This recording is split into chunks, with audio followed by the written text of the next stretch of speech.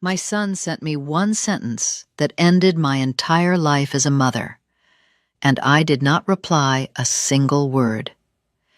The message appeared on my phone on a quiet Tuesday morning, just after I finished washing my coffee mug and set it upside down on the counter.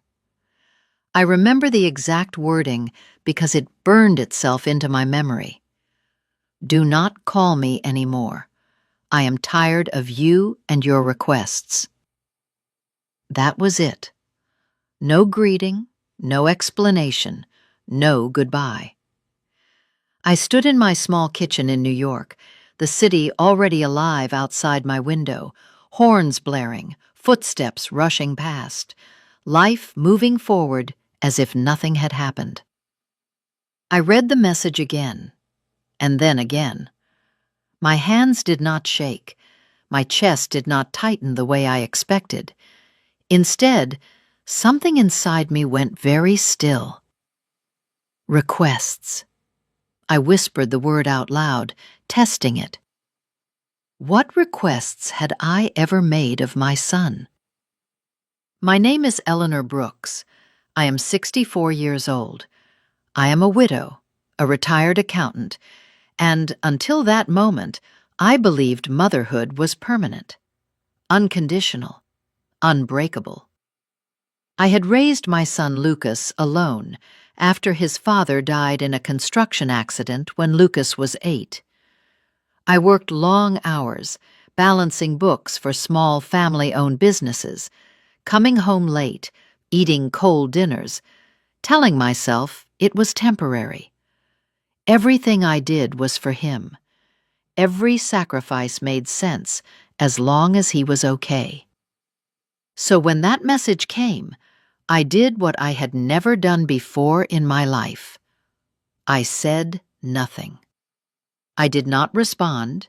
I did not call back. I did not send a follow-up text trying to explain or apologize or soften myself into something easier to tolerate.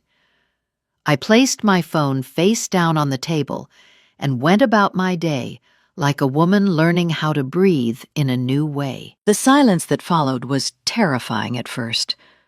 Days passed, then weeks. My phone stayed quiet.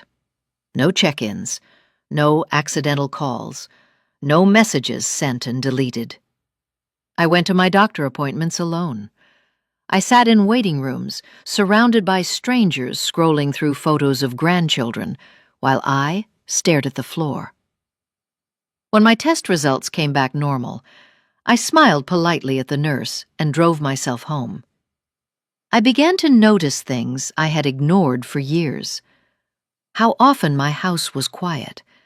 How much time I had spent waiting for calls, waiting for visits, waiting to be needed.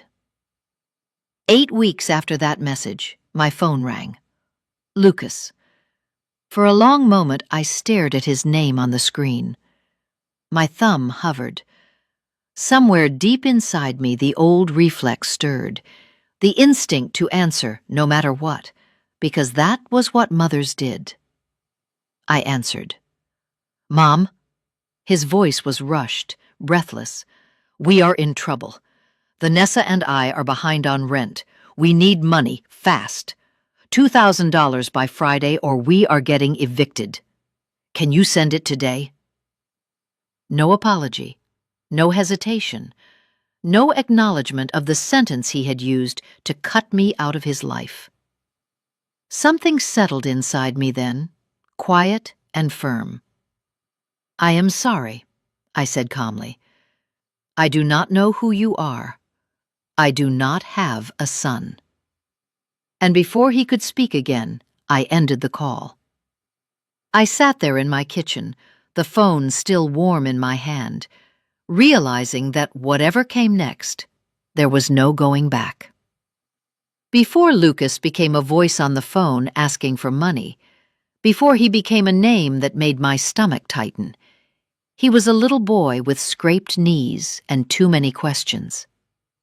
I was 29 when his father died. One moment we were arguing about groceries, and the next I was standing in a hospital hallway in New York, holding a plastic bag with his wallet and watch inside it, being told that a steel beam had slipped and there had been nothing anyone could do. Lucas was 8 years old. He sat beside me on the hard chair, his legs dangling, swinging back and forth because they did not reach the floor yet. He did not cry. He just asked when his dad was coming home. From that day on, everything became about survival. I kept my job as an accountant, working for small, family-owned businesses that paid just enough to keep the lights on. During the day, I balanced ledgers and reconciled numbers. At night, I balanced exhaustion and fear.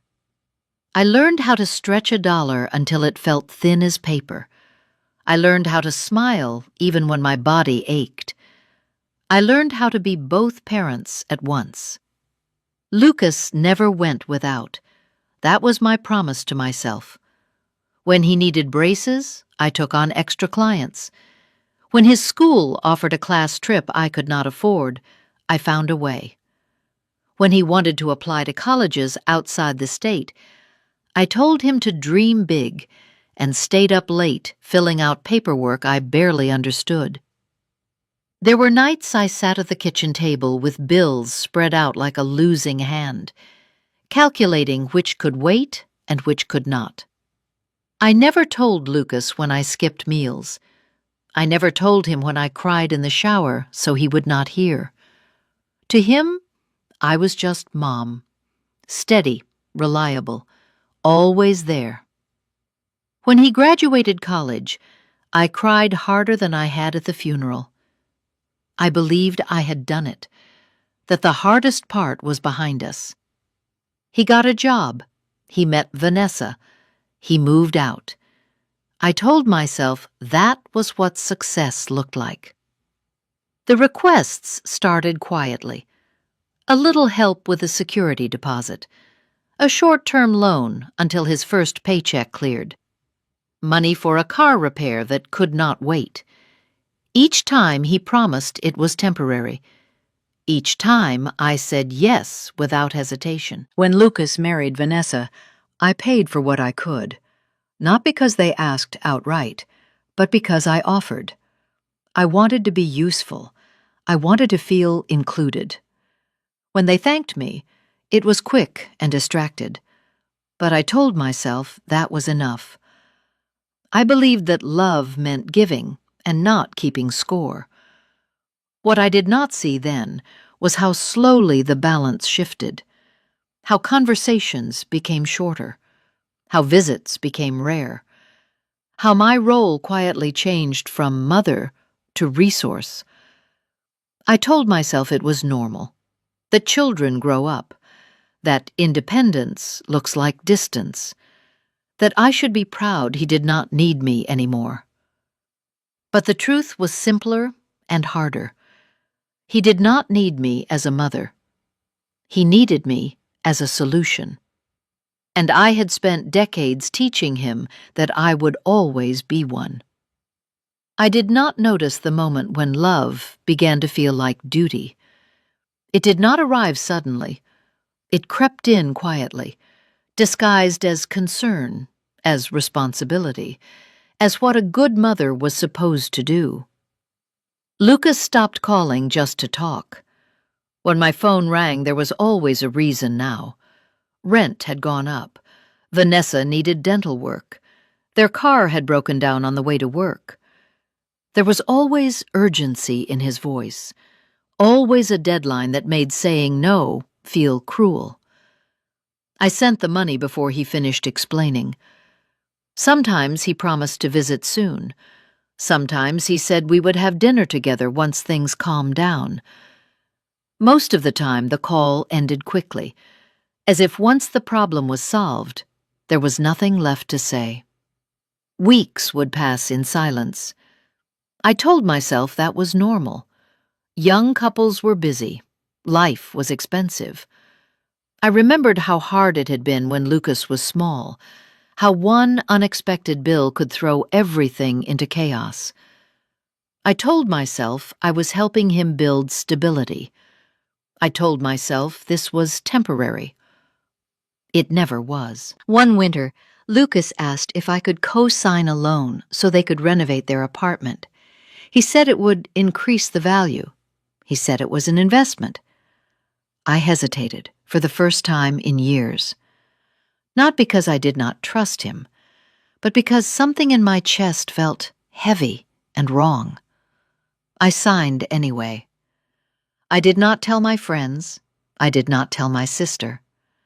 I knew what they would say, that he was grown, that I was risking too much, that I deserved to rest. I did not want to hear it. I wanted to believe that helping my son was still the right thing to do. Holidays came and went.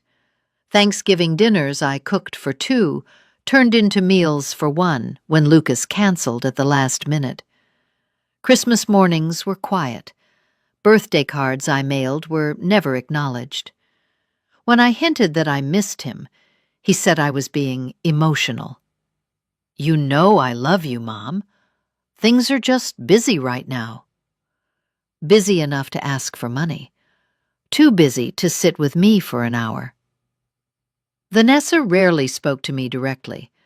When she did, her tone was polite but distant, as if I were a neighbor rather than family. I sensed she did not like me, but I blamed myself for that too. Maybe I hovered. Maybe I gave too much advice. Maybe I expected too much. So I pulled back in every way except the one that mattered. I kept giving. Every time my bank balance dipped, I felt a flash of fear followed by relief. Fear for myself. Relief that I had fixed another problem for him, that I was still useful. I did not see that I was teaching him something dangerous, that my love was endless and unconditional, yes, but also limitless, that there would always be more money, more forgiveness, more understanding. By the time the requests became demands, by the time irritation crept into his voice when I asked how he was doing, the pattern was already set. I was no longer his mother in his mind. I was a safety net he had learned to lean on without looking down. And I was the only one who did not realize how close I was to tearing apart. The call that changed everything did not begin as a fight. It was a gray afternoon in early spring, the kind of day where the city feels heavy, clouds pressing low, the air thick with unspoken things. I had just returned from a doctor's appointment, my mind still buzzing with medical words and what-ifs. The tests were routine, the doctor had said, but routine did not feel comforting when you were alone. I sat at my kitchen table and stared at my phone for a long time before dialing. I did not need money. I did not need help. I did not need anything at all. I just wanted to hear my son's voice. Lucas answered on the 3rd ring. I knew immediately that he was annoyed. There was a sharpness in his breathing, as if I had interrupted something important. "Mom, what is it now?" The words stung, but I pushed through them. I told myself not to be sensitive. "I just wanted to talk," I said. "I have not heard from you in a while." "I am in the middle of something," he replied. "Make it quick." I felt small then, smaller than I had felt in years. Still, I tried. "I had some tests done today," I began. "The doctor says everything is probably fine, but I just thought I should tell you." There was a pause. Not concern, not worry, just impatience. "Mom, seriously, I do not have time for this." For this? As if my voice, my fear, my existence were an inconvenience on his schedule. I reminded him softly that I was his mother, that I was not asking for anything, that I only needed a minute. That was when he said it. "Do not call me anymore. I am tired of you and your requests."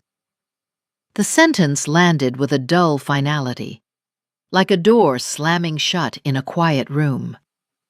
Requests. I opened my mouth to speak, to defend myself, to ask what he meant, but the line went dead. He had already hung up.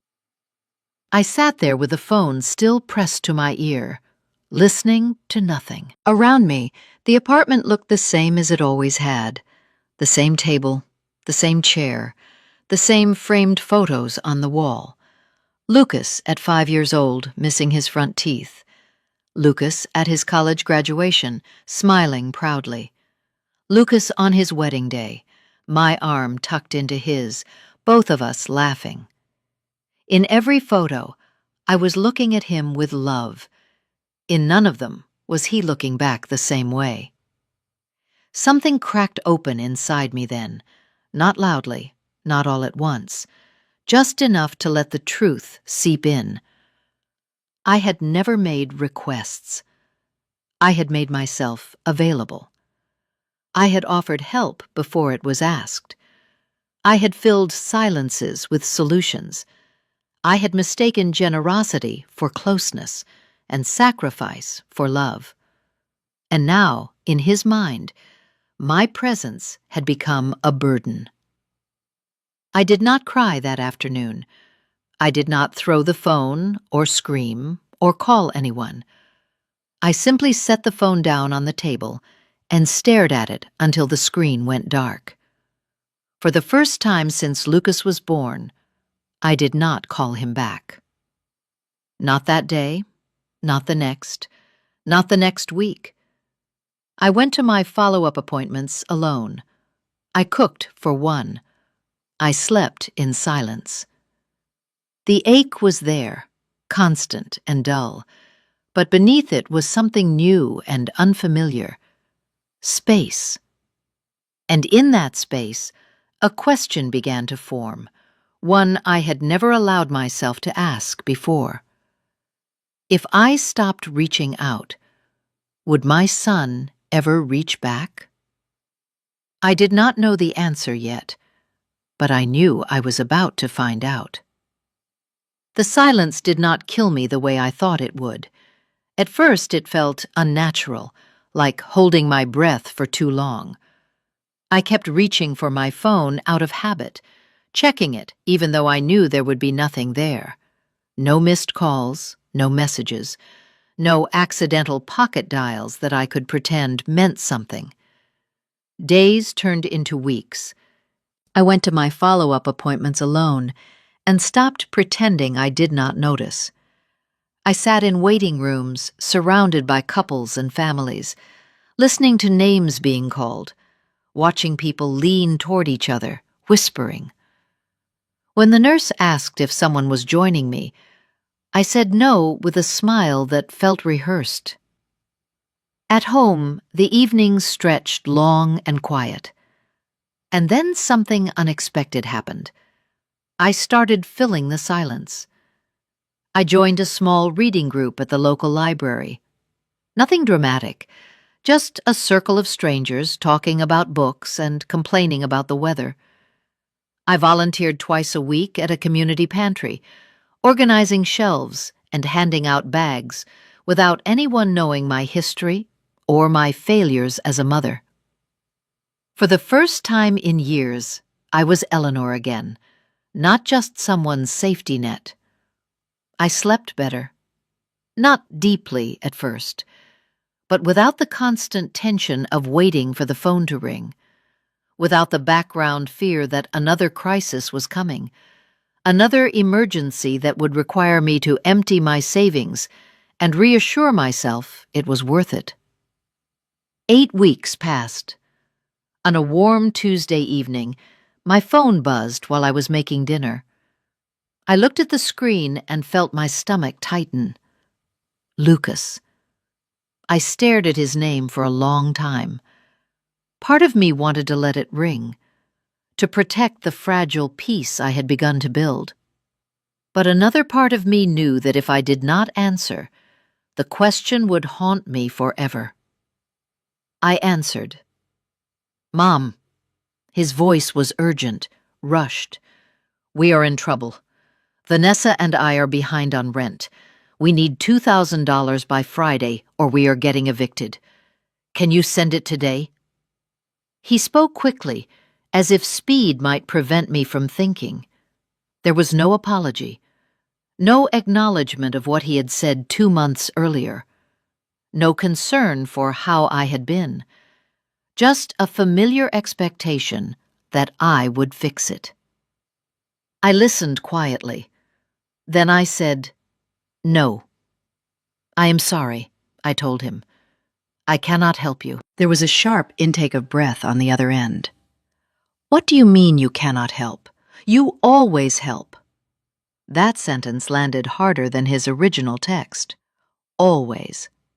In that moment, something shifted completely. I heard it clearly then. Not a request, an assumption. I ended the call shortly after, my hands steady, my voice calm. When the line went silent, I sat down at the table and stared at the wall. I did not feel guilty. I felt curious. That night, I opened my laptop and logged into my bank accounts. I told myself I was just checking, just being responsible. But as I scrolled through years of transactions, my curiosity turned into shock. Transfers, withdrawals, payments, again and again. Thousands of dollars moving out, rarely anything coming back in. I opened a notebook and started writing them down. Dates, amounts, reasons I remembered, some I did not. Then I saw something that made my breath catch. A loan payment, in my name, one I did not recognize. My heart began to pound, not with fear, but with a growing cold awareness.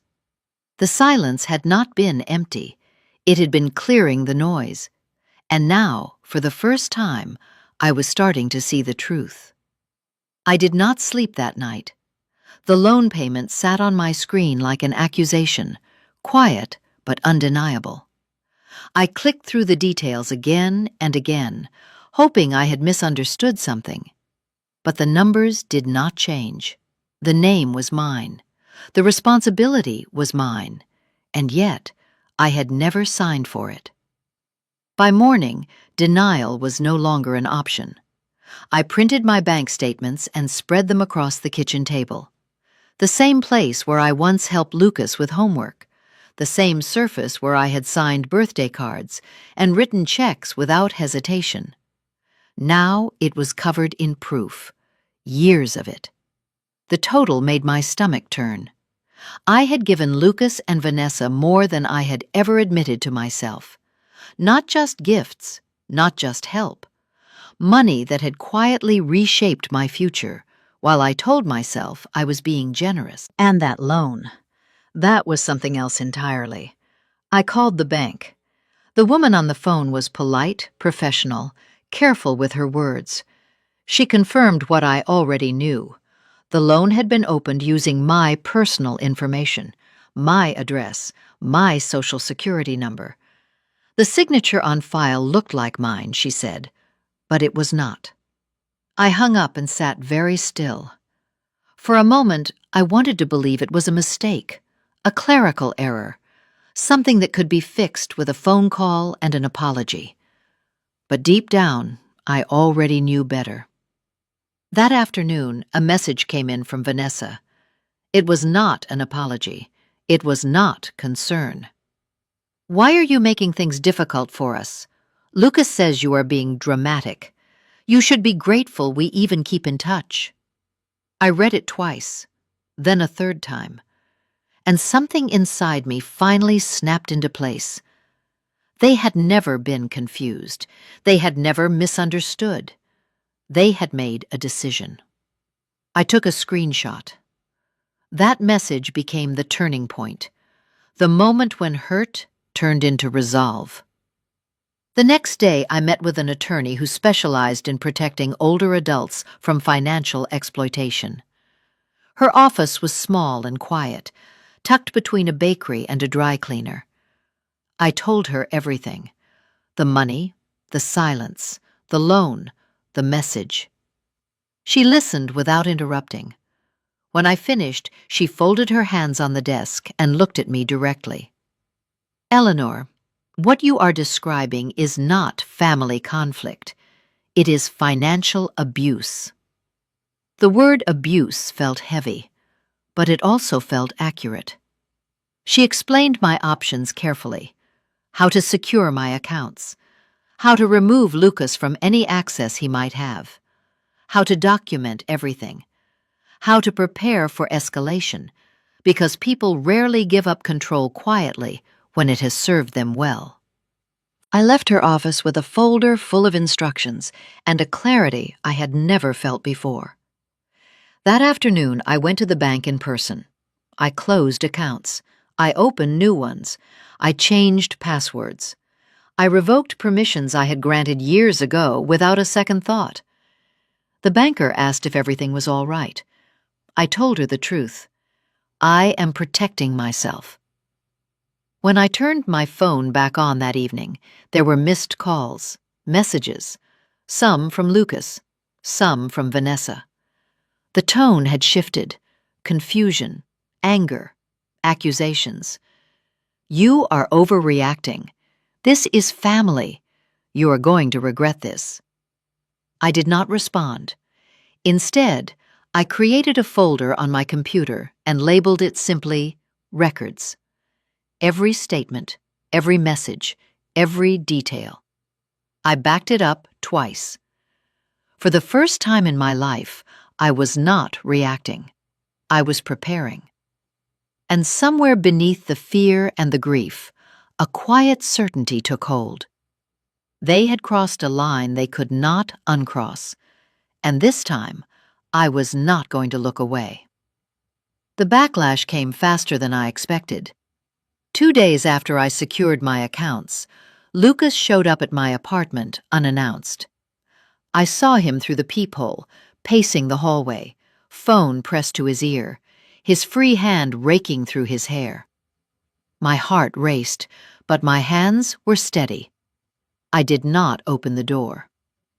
"Mom, I know you are in there," he said loudly. "This is insane. We just want to talk." I stayed silent. The knocking grew harder. Vanessa's voice joined his, sharp and controlled. "You are taking this too far. You are confused and making bad decisions." Confused. That word was deliberate, calculated. Later that evening, my phone rang from a number I did not recognize. The woman on the line introduced herself calmly, professionally. She was calling from a city agency. A report had been made expressing concern about my cognitive health and my ability to manage my finances. I understood immediately. Lucas and Vanessa had not come to apologize. They had come to regain control. The next morning, I called my attorney. She did not sound surprised. "This happens often when exploitation is cut off," she said. "They try to paint you as unstable so they can step back in as caretakers. We will cooperate fully. You have nothing to hide." The agency visit was scheduled for the following week. In the days leading up to it, the messages escalated. "You are embarrassing us.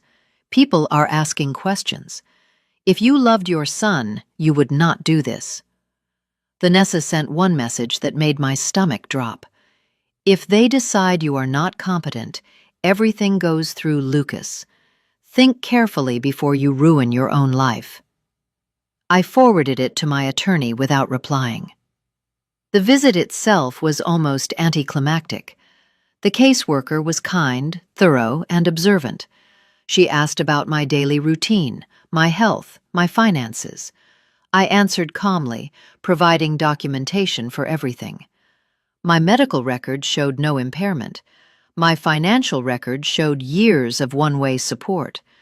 The messages showed a clear pattern of pressure and manipulation. By the time she left, Her tone had changed.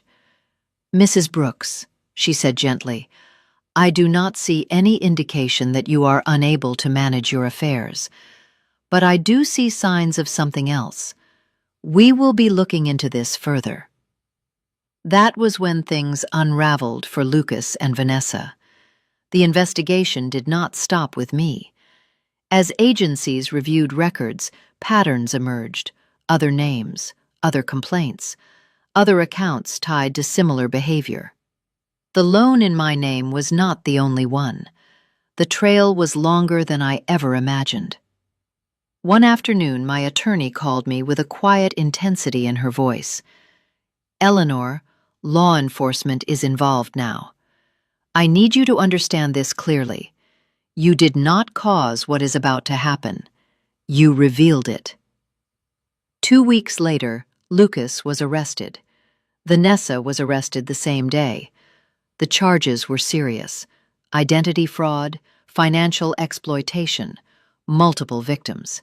I sat alone in my living room when I heard the news, staring at the wall where family photos used to hang. I felt no triumph, no relief, just a deep, hollow stillness. This was the collapse I had unknowingly been standing in front of for years. Lucas called me once from a number I did not recognize. I did not answer. For the first time, he was facing consequences I could not soften. And for the first time, I understood something painful and final. Saving him had never been my job.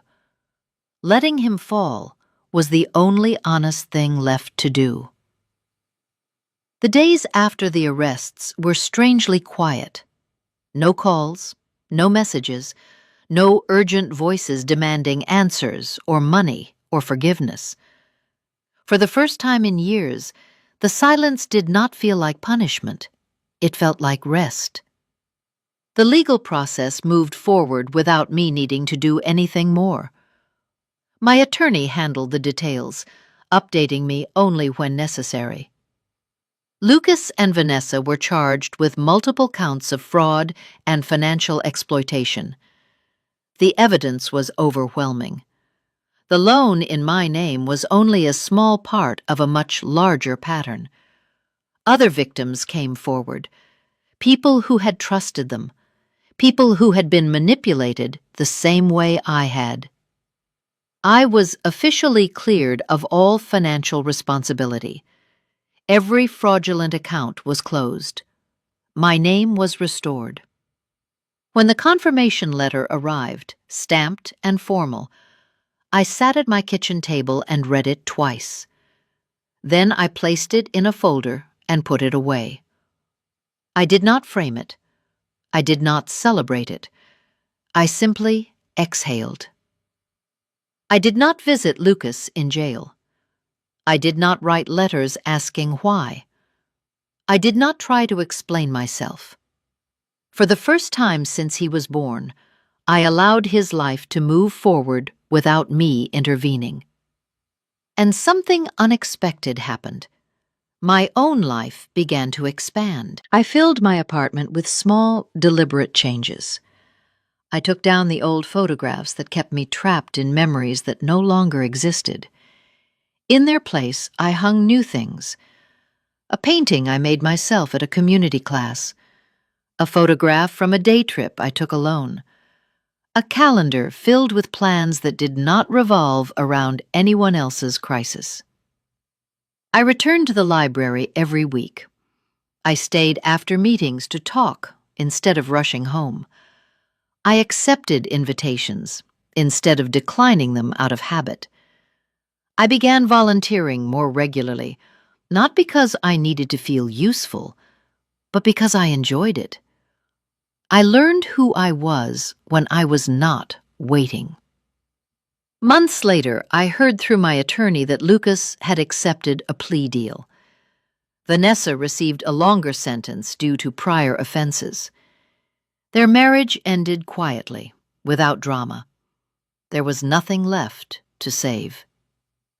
I felt no satisfaction in that, but I also felt no guilt. One afternoon, as autumn settled over the city, I realized something that startled me. I was happy. Not the forced kind of happiness that comes from pretending everything is fine. Real happiness. The quiet kind that settles into your bones when you finally stop fighting yourself. I still loved my son. That did not disappear.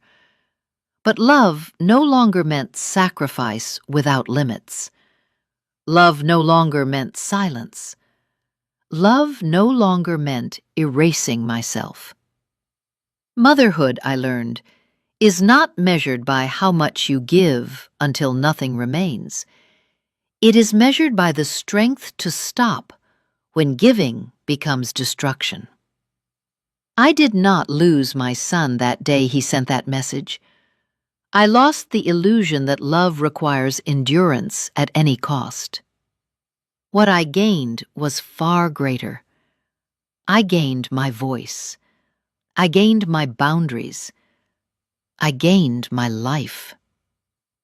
The lesson I carry now is simple, but it took me decades to learn. You are not cruel for protecting yourself. You are not selfish for saying no. And you are not a bad parent for refusing to be used. Sometimes the most loving act is letting go. And sometimes losing what hurts you is exactly how you finally find yourself.